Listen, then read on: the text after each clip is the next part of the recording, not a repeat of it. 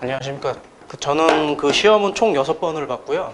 그 132회 때는 제가 학원을 오기 전인데 620점을 받고 133회 때 이제 제가 3월 달부터 학원을 다녔거든요. 24년 3월 달부터 학원을 다녔는데 이제 혼자 공부할 때는 이제 그 답안 작성 방법을 완전히 잘못 알고 작성을 했는데 그 서 교수님이 이제 첨삭을 잘 해주시고 이제 설명을 해주시다 보니까는 이때 점수가 이제 좀 많이 올랐습니다. 그래서 합격 점수로 이렇게 확 올라가서 금방 붙을 줄 알았어요, 이게.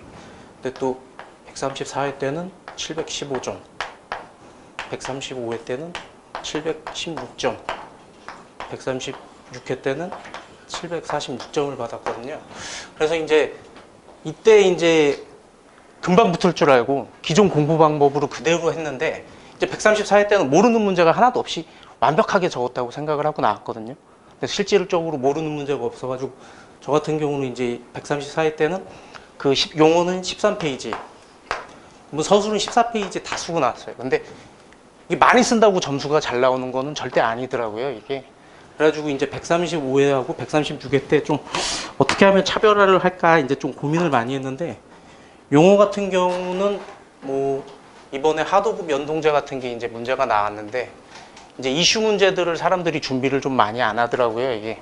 근데 저 같은 경우는 이제 시공 쪽에서는 점수가 기본 점수 외에는 이제 그 고점을 받기가 좀 어렵다고 생각을 해가지고 이슈 문제나 이제 총론 문제는 무조건 선택을 해서 작성을 하다 보니까 그 이슈 문제나 이제 총론 점 그쪽 계열 점수가 뭐 기본적으로 20점 정도 나오고 서술 같은 경우는 총론 문제는 무조건 적었는데 50점 이상씩은 총론 문제가 좀 잡아주더라고요.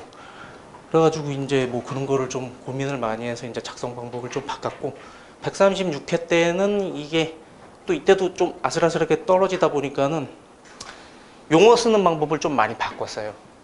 그래가지고 뭐 예를 들어서 하도급 연동제의 정의 쓰면 2번에 하도급 연동제의 뭐 적용 대상 그리고 제외 대상 이런 식으로 쓰고 3번에 하도급 연동제의 뭐 적용 방법 그리고 4번에는 하도급 연동제와 납품대금 연동제의 비교 그래서 대제목은 4개로 잡는데 안에다가 대답하는 질문 그 대답의 사항을 뭐 남들보다 이제 최소한 2개 정도는 더 집어넣는 방식으로 하고 서술은 그 작성을 할 때 어떤 분들은 뭐 앞에 분은 못 쓰는 걸 먼저 적었다 그러시는데 저는 그냥 무조건 순서대로 문제를 풀었거든요. 그러니까 이제 답안이 이제 합격 점수에서는 꾸준히 나오는데 임팩트가 없는 것 같더라고요. 그래서 잘 쓰는 문제를 1번에다가 적고 그리고 총론 문제를 대부분 1번에다가 적고 그 제가 잘하는 건 남들도 잘 알다 보니까는 그 양을 많이 늘리려고 그러지는 않았고 그 모르는 문제를 최대한 답변 양을 늘려가지고 그 3페이지 반 이상을 쓰려고 최대한 그 연습을 좀 많이 했었습니다. 이상입니다. 저는. 질문 있으면 질문해.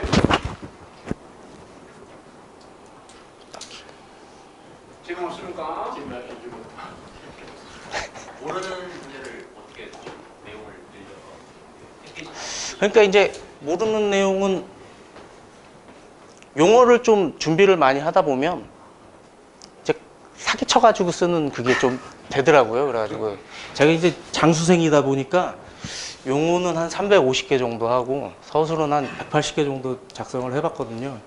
그리고 이제 저는 이게 적지를 않았어요. 이게 그러니까 무조건 그 적으면은 한 문제 푸는데 아무리 빨리 써도 7분 정도가 걸리더라고요. 제가.